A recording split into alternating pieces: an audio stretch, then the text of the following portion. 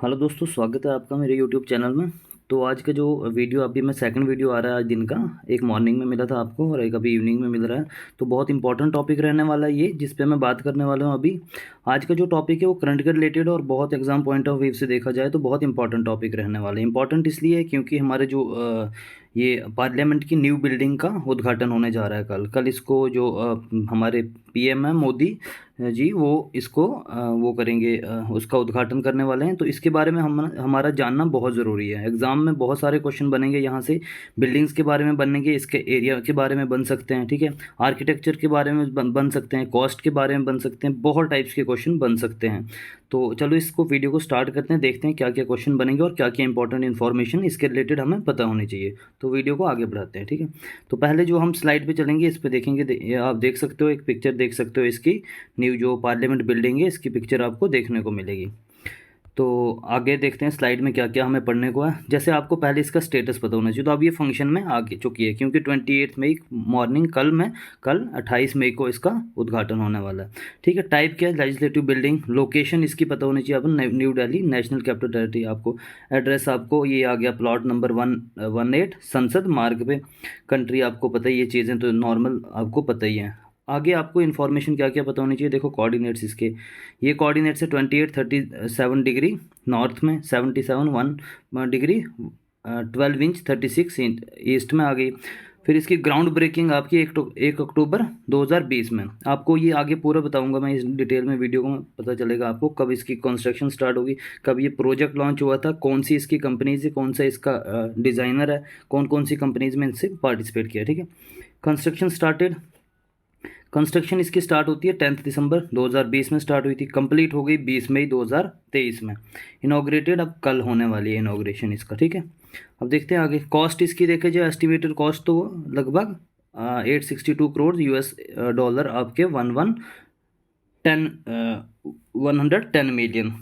अब इसके आता है क्लाइंट मतलब जिसने इसको बनाने वाला कौन है, तो सेंट्रल पब्लिक वर्क डिपार्टमेंट। ये एक डिपार्टमेंट है CPWD वाला, इसने इसको, ये क्लाइंट इसका ऑनर आपको पूछ सकते हैं, इसका क्लाइंट पूछ सकते हैं। ऑनर के बारे में उतना क्वेश्चन नहीं आ सकता, क्लाइंट के रिलेटेड आ सकता है। गवर्नमेंट ऑफ इंडिया, लैंडलॉर्ड भी गवर्नमेंट ऑफ इंडिया।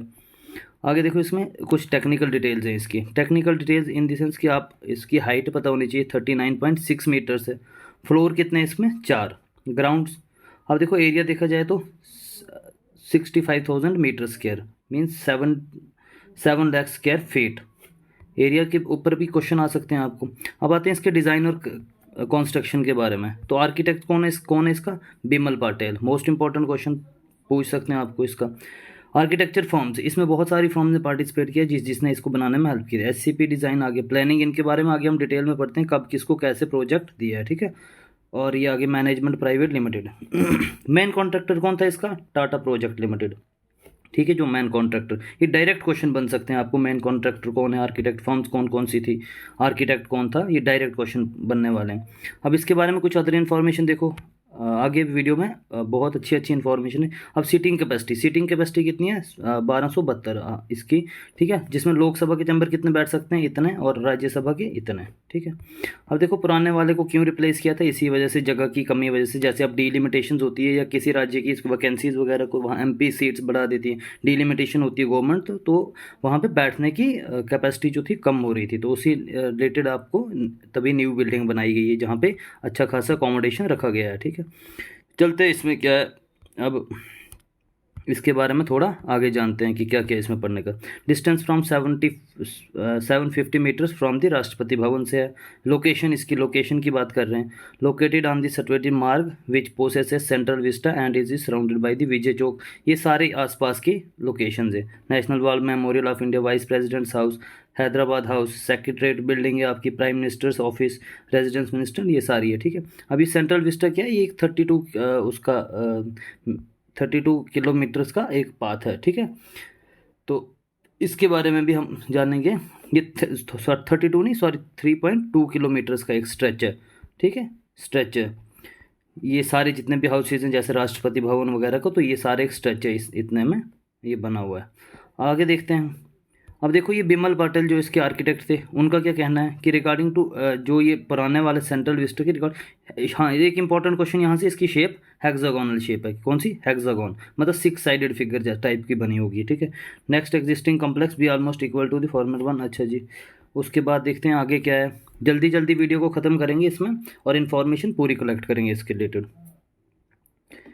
देखो 150 ईयर्स तक इसका लाइफ स्पैन रहने वाला है और बहुत अच्छी रेजिस्टेंट बिल्डिंग है ये, design to be earthquake resistant, जिस पे अर्थक्वेक वगैरह के जो झटके वगैरह पड़ेंगे तो उससे कोई इम्पैक्ट नहीं होने वाला, ठीक है। उसके बाद देखो इसकी वही डिटेल ये आप पढ़ सकते हो इसको, propose chambers for the Lok Sabha and the Rajya Sabha will have large sitting capacity to accommodate in more numbers than currently present. आपको मैंने पहले ही बता दिया कि number of MPs increase in India, growing population and consequent future delimitation. अगर कभी future में डीलिमिटेशन होती है या किसी एरिया के प्राइम एमपीज को बढ़ा दिया जाता है डीलिमिटेशन करके, तो आपके पास वैकेंसीज होनी चाहिए, बैठने की अकोमोडेशन होनी चाहिए, ठीक है। चलते हैं आगे।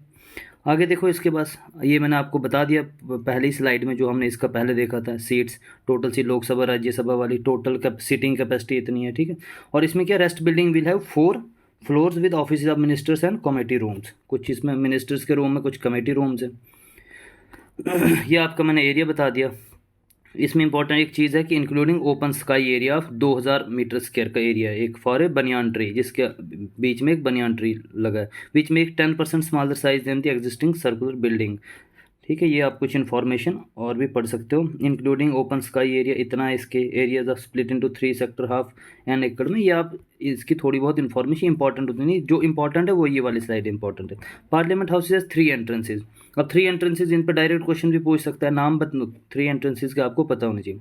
कौन कौन से, पहला ज्ञान द्वार, शक्ति द्वार और कर्मा द्वार, ये हैं 3 एंट्रेंसेज ऑफ पार्लियामेंट हाउस, जो न्यू बिल्डिंग बनी है उसके, ठीक है। आगे चलते हैं इसके, और एक और इम्पॉर्टेंट इन्फॉर्मेशन इसमें, वो इम्पॉर्टेंट इन्फॉर्मेशन क्या है, new building is also have a Sengol. Sengol क्या है, it is a historical sceptre made of Tamil Nadu and inscribe from Chola kingdom से निकला हुआ है, ठीक है। एरा स्कूल सेंगोल ये वाला, ठीक है, सेनगोल। तो ये भी ये हाउस में ये जो सेनगोल है ये भी उस हाउस में है, ठीक है। इसका मतलब क्या होता है, for the transferring power from one ruler to another. तो ये एक सिंबल था कोई चोला किंगडम का, सेनगोल के, जब एक रूलर से दूसरे रूलर में पावर ट्रांसफर होती थी, which was given by British, अच्छा फर्स्ट प्राइम मिनिस्टर ने जो दिया था। अब इसकी कुछ टाइमलाइन पढ़ते हैं, ये सारी वही डिटेल है, बार बार आपको रिवीजन में भी हेल्प हो रही है। टाइमलाइन, कंस्ट्रक्शन, लाइफ स्पैन इसका पढ़ते हैं कि कब से ये स्टार्ट हुआ, कितने में, क्या इसके प्रोजेक्ट, कैसे इसका वो प्रोजेक्ट साइन हुआ, कहाँ कब। सितंबर 2019 में क्या होता है, मास्टर प्लान एक गवर्नमेंट ऑफ इंडिया पास करती है, ठीक है।